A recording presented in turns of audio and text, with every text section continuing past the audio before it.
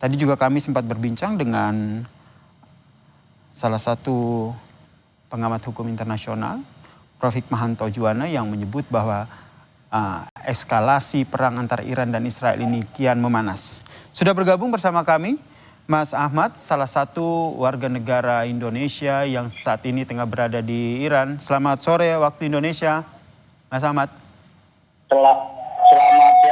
Selamat siang waktu Teheran, Iran, Mas. Akhirnya bisa menghubungi Mas Ahmad Hukam ini, mahasiswa Universitas Internasional Ahlul Bait.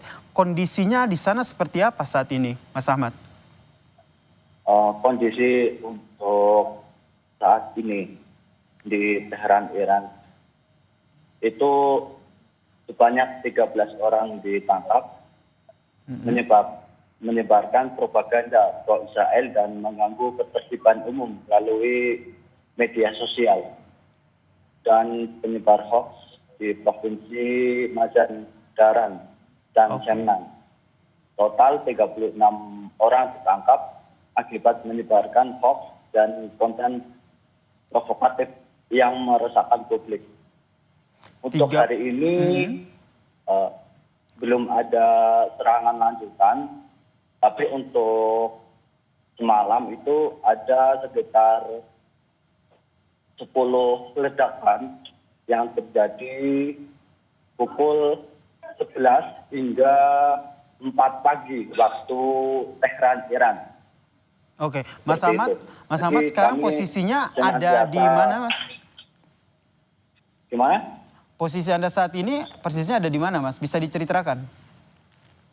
Ya, posisi saat ini di asrama Universitas, Mas, di Ahlul Bait.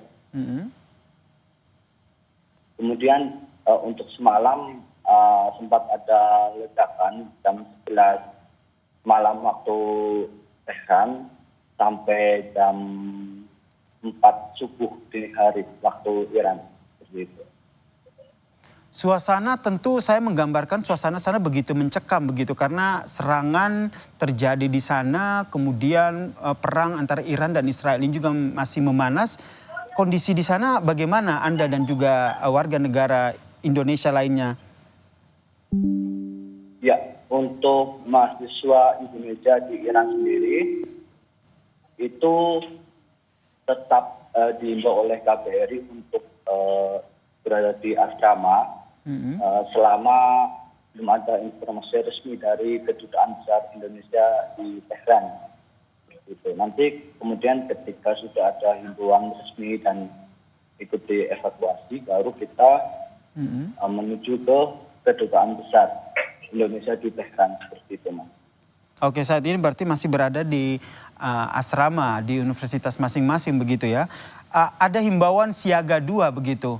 Nah, ini implementasi di sana seperti apa? Ya, penerapan siaga 2 di sini itu sangat besar ya, Pak. Terutama bagi kami yang terutama mahasiswa itu tetap siaga dan tidak pergi jauh-jauh selama tidak urgent atau tidak penting. Jadi di asrama pun kami difasilitasi dengan baik, dikasih makan, kemudian dikasih internet dengan cukup baik dan sangat masif untuk internet seperti itu, Kak. Jika nanti kondisinya semakin parah, mekanisme yang sudah disampaikan oleh KBRI sendiri nantinya bagaimana? Ya, untuk mekanisme evakuasi saya belum ada data yang lebih valid ya, Kak, ya. Kalau mungkin saya kan bisa menghubungi Kedutaan Besar Indonesia terlebih dahulu, baru kami melanjutkan ke evakuasi karena di sini kami sedang menunggu informasi resmi dari Kedutaan untuk evakuasi. Termasuk opsi untuk dipulangkan sementara ke Indonesia, Mas Ahmad? Mungkin bisa jadi, Mas, seperti itu. Kemudian Anda membaca ataupun ada informasi terkait dengan pemberitaan di Iran terkait dengan serangan Israel ini seperti apa di sana? kalau saya membaca dari media sosial Iran sendiri, itu sangat menggembu-gembu untuk membalas serangan Israel karena dampak di korban sipil ini meningkat, kemudian dari 65 jam agresi dimulai tercatat ada 224 warga sipil Iran yang tewas dan 1.277 lainnya terluka-luka, termasuk di dalamnya ada Komandan Garda Revolusi Iran, seperti itu Mas, dan ilmuwan-ilmuwan nuklir di Iran.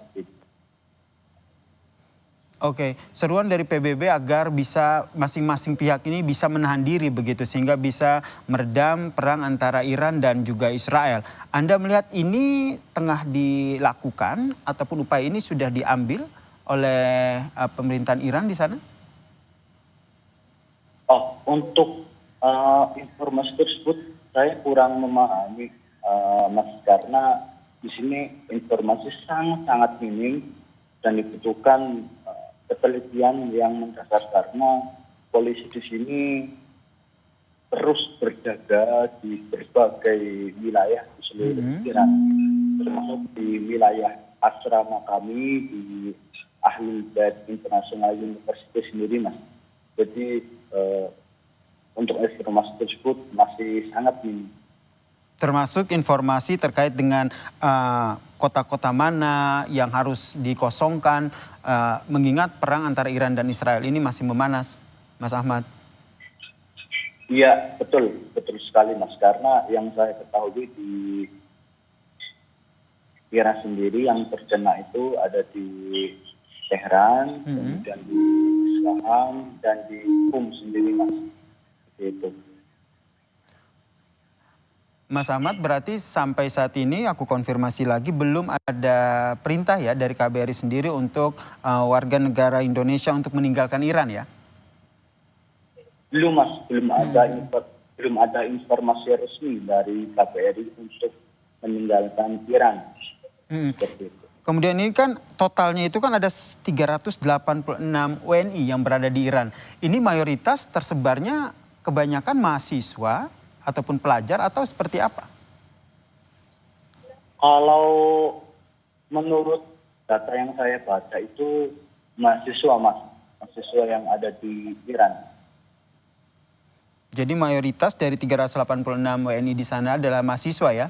Ini tersebar di beberapa universitas yang mayoritas berada di Teheran atau ada juga di kota-kota lain?